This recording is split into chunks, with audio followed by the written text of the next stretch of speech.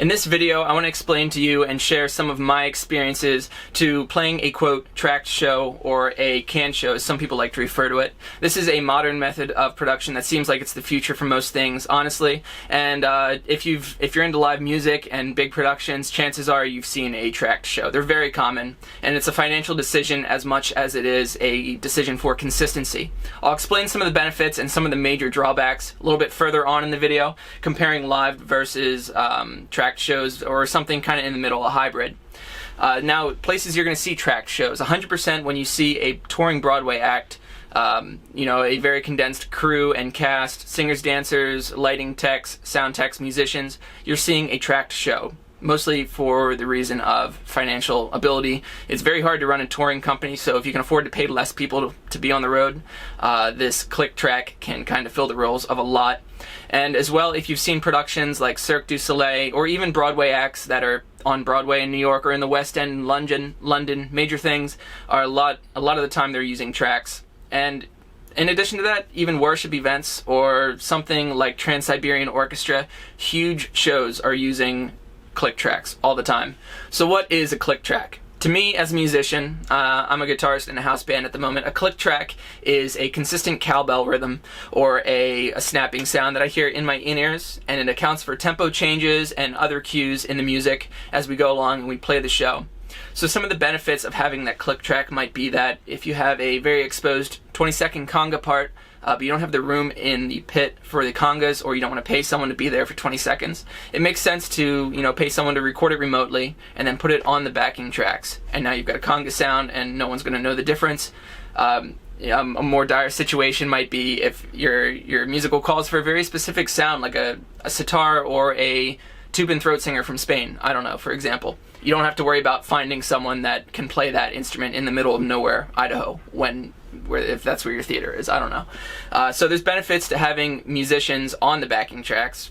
One thing is the fact that keyboards can't really fake a string sound very well, so it makes sense to record strings and just play that through the tracks instead of using a keyboard string patch. Now, in addition to backing tracks to fill in the role of some oddball musicians, we also have, it's just a good idea if I get morbidly sick and I can't play guitar one night, fill in the sick track there. So at the start of the production, I've recorded my parts. If I ever get sick and I can't be there, then just throw that in. Or if, a more dire situation might be if a singer gets sick and they truly can't sing the show, and their understudy isn't a singer, or you don't have time to reblock and worry about all that, put the singer out on stage and they're going to be lip syncing to a recording of themselves from earlier. And there might be some ethical questions you have at this point, but this is just how things are done, and I think it's reasonable to expect things to go wrong in production shows. This is something that helps to make it more consistent.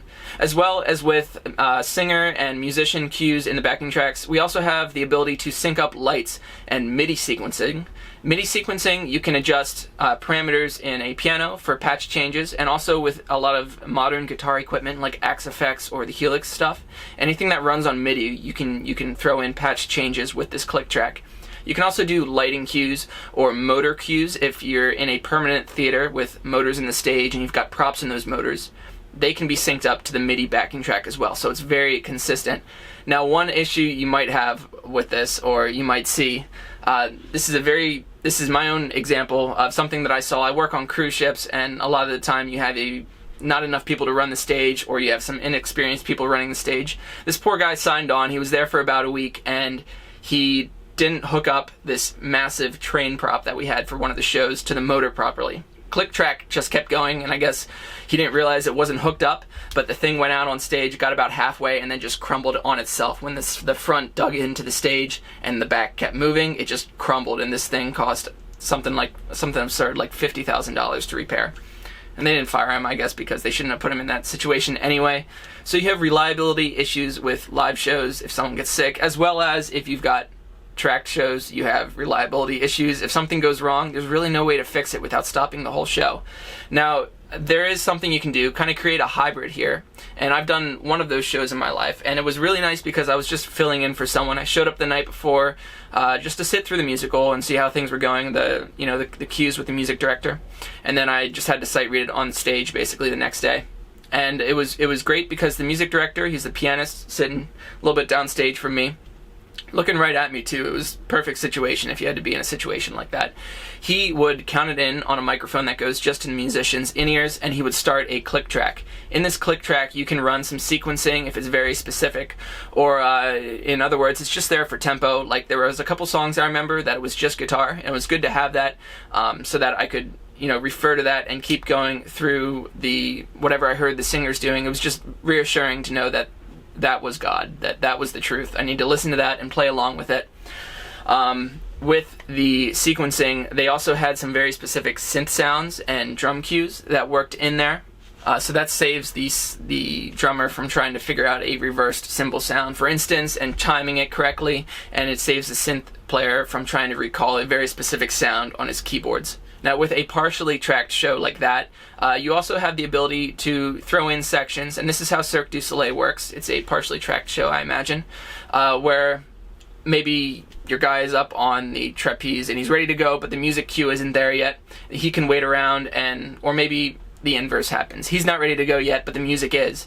You can vamp certain sections, and then when it's ready to go, the music director hits the cue and it moves on into the next spot. So you have all the benefits of a tracked show, essentially, but it accounts for human error. Now, later in this video, the last 12 minutes or so, I'm going to be showing you a video of myself playing to a click track in a production show, and I'll show the guitar music on the bottom, as well as some notes to go along with what you can hear in the click track, what the lights are doing, what all the different cues are, and I'll explain a little bit about how it's all working, so you can get some actual context rather than me just explaining this in this video. A little bit about myself and the gig I'm on right now. I'm working on a cruise ship. It's my last couple days of the contract, but I wanted to share with you everything that I've learned before I left. This is going to be my last contract, I think. I've done 4 so far.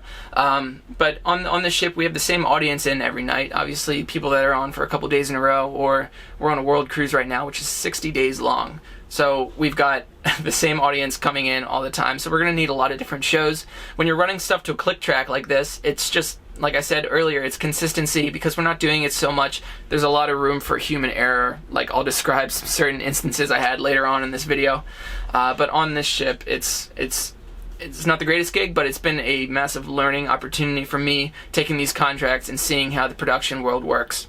So in short, to summarize, with live shows, you have the benefits of being able to improvise a little bit. There's more space. It's not as scripted, and it's easier to adjust for human errors.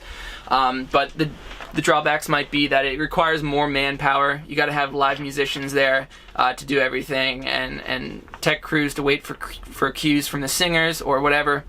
And it's a little bit more inconsistent. If you've got a tracked show, it's very efficient money-wise. It's consistent. You can add in additional instruments in the tracks, MIDI sequencing, lights and sound automation if you want to boost a guitarist for a solo. We like to solo. But as well, you've got the drawbacks of having, if we get off from the click track, you can't fix that. You just have to find where the tracks are, listen, and catch on with that. Sometimes it happens. Like, for example, one show, last contract, and I can't name the company again, but we had the show start without the stage manager letting everyone know that it was happening. He let the people on stage know, the singers and dancers, the musicians that are already on stage, but the show started with a pianist, this poor guy coming up in the pit, good friend of mine. And he didn't have his in-ears in, and nobody told him the show was starting. So the pit just starts going up, and he's like, this is weird. He puts his in-ears in, and the clicks are already running. Now, there's no tracks at this point, so there's no reference for where he's supposed to be. We all hear the click come in, and piano didn't enter, so he's just coming up on this lift, like, what's happening? And he's looking at the audience, so he just starts playing somewhere, and the singer comes in as best as he knows how to, and then just all of a sudden, boom, the tracks come in, and it's totally at a different location. The band caught on, he caught on, everybody, but it was definitely a little bit of an embarrassing mistake. Something that was totally up to the stage manager, the production manager in the theater at the time. That's their fault, that's not our fault. And it's an element of human error. When you have something that's so precise, like the click track, you can't adjust that once you start. And actually, same ship, too. Earlier on in that contract, we had an issue with the pit. It came up in 3 parts. This was for a different production show. So we had the stage, as a stage extension on the pit. The singers could walk across, and then the guitarist and bassist also sat on that piece. Behind us, we had the other section We had the drummer just totally by himself on that piece of the riser. And then finally the horns on the other side. However, the front two legs of the chairs for both trumpet players and the trombone player were on the middle section and not the side section that the rest of the horns were on. So we had a malfunction one time and it just kept moving. So you can see what happens when, the pit is supposed to go up and down in one block during this show, but it went up, this piece got stuck, the middle riser of the pit got off, and it just kept going. And so these guys just fell back, instruments and cables, equipment, microphones, music, everything just poured over. Luckily no one was hurt and there wasn't any damage to instruments, but and they actually didn't even stop the show. They just kept it going and they turned on the sick tracks. So there's an instance for having sick tracks. Kind of a mess. Same company, three contracts ago, they started the click cue, started the pit going up, and the computer system just crashed. It was an old chip. They needed to update things clearly. So as the click went on, it got like 2 clicks in, and the time code crashed, but the pit kept moving. So we got up, and the audience is just staring at us, and we're staring at the audience, and then we just went back down. Kind of a false start to the show. So plenty of instances of failure still with click tracks, and when it happens, it's pretty embarrassing, honestly. Now moving on to the final portion of this, where I'm showing you my playing through a production here. What you're going to hear in the click track is obviously that cowbell that's just going the whole time. You're going to hear a man's voice counting to adjust for tempo changes or time signature changes or subdivision changes. So if there's a ritardando happening, instead of just the click, you're going to be hearing 1 and 2 and 3 and 4 and 1, 2, 3, 4, and then it'll keep clicking like that. It's an easy way for us to follow along. If click tracks didn't have that voice in it, it'd be very difficult. You're going to hear subdivisions too. I don't think it's in this clip, but in a couple places in production shows I've played, it switches from like say a 4/4 time to a 6/8 time, which has a subdivided triplet feel. So 1, 2, 3, 4, 1 enda, 2 enda, 3 enda, 4 at the same tempo, but it just subdivides it there so you don't, miss the cue. Sometimes you'll hear guitar enter or trumpet enter or horns coming in now. Just vocal cues in the music to alert you of where we are. Sometimes you'll see rehearsal letters, not in this show exactly, but in some shows I've played, it'll say letter B coming up, or if you're doing worship music, verse coming up, or singers get ready or something, and it'll count down to the start of the verse so that everyone's on together, and if you have any question about where you are in the song, you can all line up right there. It's a great way of doing things, and it's very mechanical. It feels like you're almost on autopilot at times, but it's consistent, and that's the key, I think, here. So in this recording, you're going to be hearing the live in-ear mix from my Avion. It's going to be a little unbalanced. You're hearing mostly the guitar and the click track and the backing tracks that go along with it, because that's what I need to operate. You can hear the bass and the piano pretty well there as well because they need to be DI'd. There's no amp on stage. But you're not going to be hearing the drum set or the live horns too much because they're live and they're loud as hell right in front of me. So I don't have them in the in-ears at all. I can hear them acoustically. On the bottom of the screen, you're going to see the music, if I can get it in there, of all the click cues and some other cues that I've written for myself. Like I said, we have 10 production shows, so I like to leave myself lots of notes since we only do them each show about once a month. And as well, I'll be leaving some notes in the video as we go along with it. If you're more interested in learning about this cruise ship gig, I'm going to be releasing a video next week where I'm talking about a little bit of the life I have here. Before I leave, this is my last contract for sure. I'm trying to make a living at home when I get there. And I just want to share with you some stuff I've learned about ship life in general and what the gig is like. It's not nearly as hard as some people think. But stay tuned for that. At the end of the video, I might have a link to it. Thanks for watching. If you enjoyed it, make sure you let me know in the comments or ask any questions. If you have any questions, I'll be around to answer. 1, 2, 3, 4.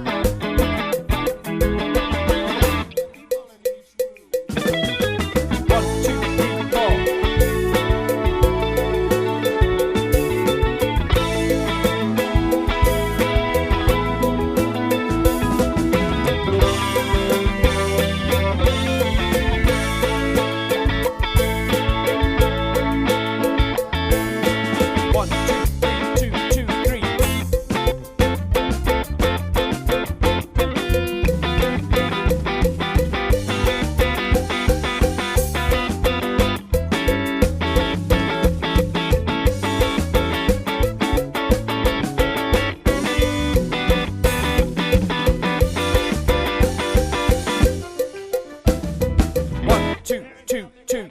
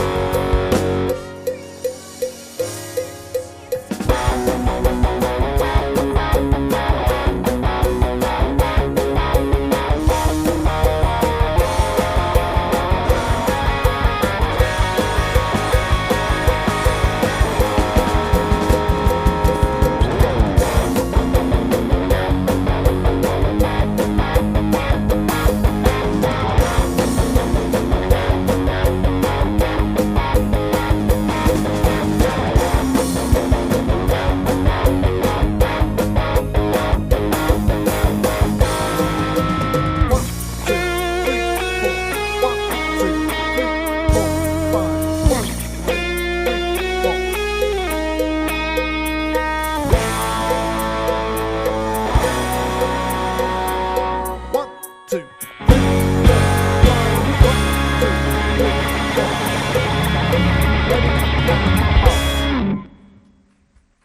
1, 2, 3, 4. 1, 2, 2,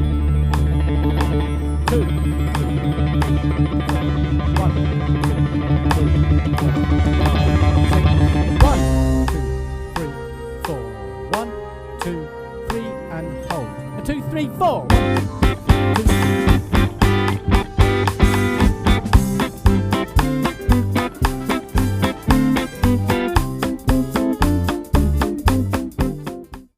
Hope you all enjoyed that video. I'd appreciate your like and subscription if you're interested in these types of videos, and let me know please any questions you have about ship life, these life jackets up here, and hopefully I can fill you on in that. Thanks for watching.